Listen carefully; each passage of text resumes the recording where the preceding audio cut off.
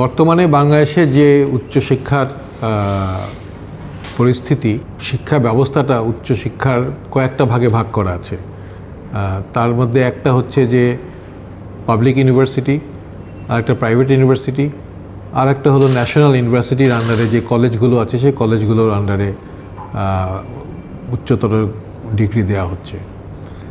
তো এই তিন ধরনের শিক্ষা ব্যবস্থা থাকতে পারে এবং অনেক জায়গায় সেটা আছে, কিন্তু আমার মনে হয় অনেক বেশি জেনারেল ডিগ্রিজ বের হচ্ছে।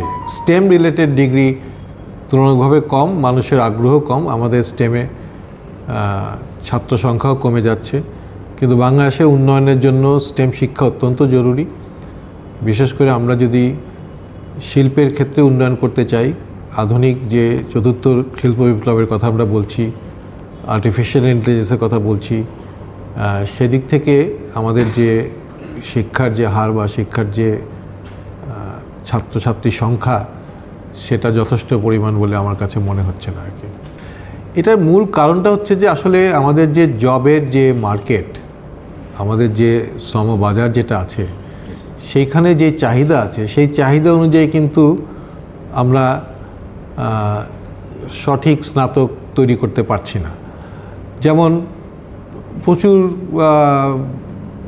বাংলা ইংরেজিতে ভর্তি হচ্ছে অনেক ছেলেমেয়েরা, তুলনামূলকভাবে বাংলা ইংরেজির, আমি সাবজেক্টকে আন্ডারমাইন করতে চাই না, কিন্তু বাংলা ইংরেজি চাকরি নাই।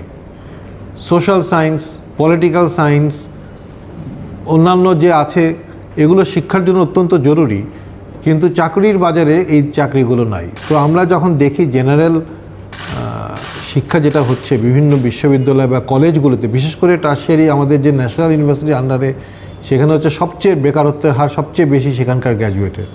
তারা বেশিরভাগই ডিগ্রিটা করছে for the sake of having a degree, মানে একটা ডিগ্রি করতে হবে, সেই কারণেই তারা উচ্চশিক্ষা নিতে হবে, একটা ডিগ্রি থাকতে হবে, সেই কারণে ডিগ্রি নিচ্ছে। আমাদের যে ডিগ্রি প্রদান করলে যে কর্ম পরিকল্পনা, ভবিষ্যতে বাংলাদেশে কোথায় এগিয়ে যাবে সেইটার যে একটা পরিকল্পনা, সেই পরিকল্পনার সাথে সামঞ্জস্যপূর্ণভাবে শিক্ষা ব্যবস্থার অ্যালাইনমেন্টটা নাই, সেটা সামঞ্জস্যতা নাই। যেই কারণে আমরা প্রচুর বেকার তৈরি করছি, ইউনিভার্সিটি গ্র্যাজুয়েট তৈরি করছি। আবার অনেক ক্ষেত্রে আমরা দেখতে পাচ্ছি যে যথেষ্ট পরিমাণ টেকনিক্যাল লোক নাই, বাইরে থেকে আমাদের আসছে, চাইনিজ, কোরিয়ান, ভারতীয় টেকনিশিয়ানরা বাংলাদেশে এসে কাজ করছে। সেসব ক্ষেত্রে আমরা কিন্তু ফোকাস করছি না।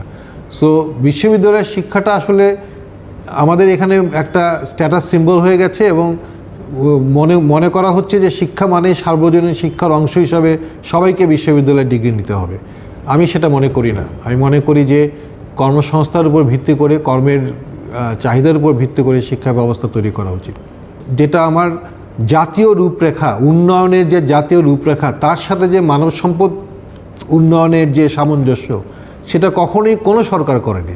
এই কারণে আমি মনে করি একটা মানব সম্পদ উন্নয়ন একটা মন্ত্রণালয় থাকা দরকার, যেটা ভারতে আছে, অন্যান্য অনেক দেশেই আছে। Human resource development is so important এবং এটা জাতীয় রূপরেখার সাথে সামঞ্জস্যপূর্ণ হতে হবে। আজকে আমার বাংলাদেশে আমরা কোন দিকে এগিয়ে যাব, বিশেষ করে ম্যানুফ্যাকচারিং যদি আমরা বলি, বা আমরা যদি শিল্পের কথা বলি, কোন শিল্পে আমরা এগিয়ে যাব? আমরা এতদিন ধরে গার্মেন্টস করেছি, গার্মেন্টসেও আমাদের কিন্তু বিদেশি অনেক লোক কাজ করছে, সেখানেও আমরা যথেষ্ট পরিমাণ ফোকাস করে ট্রেনিংটা দিতে পারি নাই। এরপরে আমরা যদি ভবিষ্যতে চিন্তা করি, আজকে আমাদের বলা হচ্ছে যে আমরা এআই নিয়ে এত হইচই হচ্ছে। আমাদের বাংলাদেশে এআই রিলেটেড কতগুলো জব তৈরি হয়েছে, সেই জবে আমার কী ধরনের এআই ট্রেনিং দরকার, বা কী ধরনের আর্টিফিশিয়াল ইন্টেলিজেন্স বা বলি, বা মেশিন লার্নিং বলি, এই যে নতুন নতুন কথাগুলো, নতুন নতুন ক্ষেত্র তৈরি হচ্ছে, আসছে, সেখানে আমাদের ট্রানজিশনটা কেমন হচ্ছে? আমাদের ট্র্যাডিশনাল ম্যানুফ্যাকচারিংয়েও লোক পাওয়া যাচ্ছে না। আমাদের ম্যানুফ্যাকচারিংটা আমরা কোথায় যাব সেটাও আমরা জানি না। সুতরাং কেন্দ্রীয়ভাবে সরকারি একটা উন্নয়নের রূপরেখা যদি তৈরি না হয় এবং তার সাথে যদি মানব সম্পদকে আমরা সামঞ্জস্যভাবে তৈরি না করতে পারি, তাহলে কিন্তু এই এমপ্লয়াবিলিটি এবং শিক্ষা ব্যবস্থার সাথে বাজারের একটা পার্থক্য থেকেই যাবে। আবার ইউনিভার্সিটিতে একটা ব্যাপক সংখ্যক ছাত্রছাত্রী বিজনেস পড়ছে, বিজনেস এডুকেশনে আছে, তারপরে আমাদের ইঞ্জিনিয়ারিং আছে। এই দুটোই মার্কেটে ডিমান্ড আছে এবং মার্কেট ওরিয়েন্টেড। এখন অবশ্যই আমাদের সামগ্রিক শিক্ষা ব্যবস্থার মধ্যে স্কিল লেভেলের একটা ঘাটতি আছে। অর্থাৎ আমরা একটা ফাইন্যান্সে গ্র্যাজুয়েট বের হচ্ছে, কিন্তু সে হয়তো একটা সফটওয়্যার ব্যবহার করতে পারছে না, বা সে একটা বর্তমানে ইন্ডাস্ট্রিতে যেই ধরনের কার্যকলাপ হচ্ছে তার সাথে তার হয়তো অতটা ফ্যামিলিয়ারিটি নাই, সে হয়তো খুব বেশি থিওরিটিক্যাল পড়া পড়ছে। তো এটা শুধু আমার একার বলে না, আমি অনেক বেশিরভাগ জায়গায় আমরা এই জিনিসগুলো দেখতে পাচ্ছি। সেইখানে আমরা স্কিল ম্যাপিং করেছি, আইইউবিতে আমরা একটা স্কিল ম্যাপিং করেছি, অর্থাৎ প্রতিটা ডিপার্টমেন্ট, সেটা ইংলিশ ডিপার্টমেন্ট থেকে শুরু করে ফিজিক্স ডিপার্টমেন্ট, ইঞ্জিনিয়ারিং, সব ডিপার্টমেন্টে তারা ইন্ডাস্ট্রিতে গেছে, ইন্ডাস্ট্রিয়াল লোকজনের সাথে কথা বলেছে, এবং সেইখানে কী ধরনের টুলস ব্যবহার করা হচ্ছে, কী ধরনের কার্যকলাপ করা হচ্ছে, এবং একজন ফ্রেশ গ্র্যাজুয়েট জয়েন করার পরে তাদের কী এক্সপেকটেশন, এইগুলোর একটা ম্যাপিং করা হয়েছে।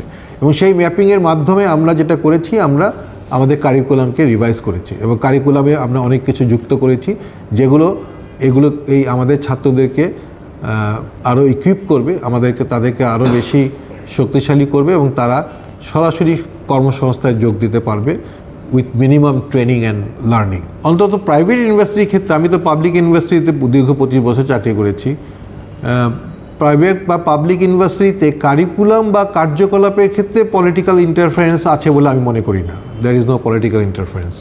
কিন্তু আমাদের ব্যুরোক্রেসি অনেক বেশি। আমাদের যে শিক্ষার যে বাজারের সাথে দ্রুততার সাথে বাজার যে চাহিদা আছে, সেই অনুযায়ী যে শিক্ষা ব্যবস্থাকে পরিবর্তন করব, সেই পরিবর্তন করার ক্ষেত্রে আমাদের বাধা আছে, এবং এখানে ব্যুরোক্রেসিটা অনেক বেশি, এখানে ফ্লেক্সিবিলিটিটা অনেক কম, এবং এখানে স্বাধীনতাটা কম দেওয়া হয়েছে। তারও একটা কারণ আছে, এই স্বাধীনতা অনেকেই সঠিকভাবে ব্যবহার করে নাই। তারা যথেচ্ছভাবে ডিগ্রি দিয়ে গেছে, সার্টিফিকেট দিয়ে গেছে, যেই কারণে ইউজিসি বলি বা সরকারি বলি, সেখানে নিয়ন্ত্রণটা অনেক বেশি রাখার চেষ্টা করা হয়। কিন্তু যারা আসলে রেসপন্সিবল, যারা দ্রুততার সাথে এই মার্কেটের ডিমান্ডের সাথে তাদের কারিকুলাম পরিবর্তন করতে চায়, নতুন প্রোগ্রাম ইন্ট্রোডিউস করতে চায়, এইখানে যদি বাধা দেওয়া হয়, তাহলে দেখা যাবে যে আসলে মার্কেটের সাথে আমরা এগিয়ে যেতে পারবো না। সো আমার বাধাটা ওইখানে আছে, পলিটিক্যাল ইনফ্লুয়েন্স আমি মনে করি না খুব একটা আছে। যেহেতু আমাদের ভবিষ্যৎটা অনেক বেশি ডিজিটাল, অনেক বেশি এআই বেসড হয়ে যাচ্ছে, আমরা দেখতে পাচ্ছি, ট্রেন্ড দেখতে পাচ্ছি, এটার সাথে পরিচিত আমি মনে করি অনেক আর্লি স্টেজ থেকে, স্কুল কলেজ থেকেই করা উচিত, এবং স্কুল কলেজ থেকেই আমাদের এই ফান্ডামেন্টাল যেটা আমরা চায়নায় দেখেছি, চায়নার শিক্ষা ব্যবস্থা দেখেছি, যে স্কুল কলেজ থেকেই তাদেরকে ট্যাব দেওয়া হচ্ছে, তাদেরকে টেকনোলজির সাথে সম্পৃক্ত করা হচ্ছে, এবং টেকনোলজি রিলেটেড শিক্ষা দেওয়া হচ্ছে, ইরেসপেক্টিভ টু ডিসিপ্লিন। সবাইকে, এটা ইউনিভার্সাল হয়ে যাচ্ছে। ভাষা শেখা যেমন আমাদের সবচেয়ে দুর্বলতা আমি দেখতে পাচ্ছি আমাদের, সেটা হচ্ছে অঙ্ক এবং ভাষা, যেটা দুটো বেসিক। হিউম্যানিটিজ এবং সায়েন্সের যেটা ফান্ডামেন্টাল ব্লক, সেটা হচ্ছে একটা, হিউম্যানিটিজ হচ্ছে ল্যাঙ্গুয়েজ এবং সায়েন্স হচ্ছে অঙ্ক। এই দুটো জিনিসই আমাদের দুর্বলতা। আমরা দেখতে পাচ্ছি যে আমাদের প্রথম বর্ষে সবচেয়ে বেশি ম্যাথমেটিক্স এবং ইংলিশে ফেল করছে। তার মানে আমাদের প্রাইমারি এবং ইন্টারমিডিয়েট শিক্ষা ব্যবস্থা যেখানে আছে, সেখানে আমাদের একটা বড় ধরনের দুর্বলতা আছে। আমরা দেখেছি ক্লাস 7, ক্লাস 8, ক্লাস 6-এর এই যে তাদের অঙ্ক করার স্কিল বা লেখার স্কিলের যে ঘাটতি, সেখানে দেখা যাচ্ছে যে 60%, 50% বাচ্চা মাত্র পারছে, বাকি 50% পারছে না। এই যে পারছে না, এই যে ঘাটতিটা রয়ে যাচ্ছে, এই ঘাটতিটা আসলে আমাদেরকে সবচেয়ে বেশি এটা সাফার করে হচ্ছে ইউনিভার্সিটির শিক্ষা। কারণ যখন এরা ফার্স্ট ইয়ারে যখন আসে, তখন এই ঘাটতিটা নিয়ে তারা আসে, এই ঘাটতি পূরণ করে তারপরে তাকে উচ্চশিক্ষায় শিক্ষিত করাটা একটা বিরাট চ্যালেঞ্জ হয়ে দাঁড়ায়।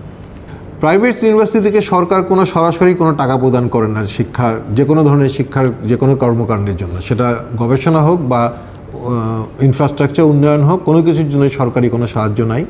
ইউজিসি কোনো বাজেট নাই প্রাইভেট ইউনিভার্সিটির জন্য। তবে ইউনিভার্সিটির যে রিসার্চ প্রোগ্রামগুলো আছে, বিশেষ করে বিশ্বব্যাংকের আন্ডারে বা অন্যান্য সাহায্য সংস্থার আন্ডারে যেসব রিসার্চ প্রজেক্টগুলো আছে, সেইখানে রিসার্চের জন্য, গ্র্যান্টের জন্য প্রজেক্ট ওয়াইজ আমরা অ্যাপ্লাই করতে পারি, এবং সেখানে প্রাইভেট ইউনিভার্সিটিগুলিকে অনেক ধরনের প্রজেক্ট দেওয়া হয়।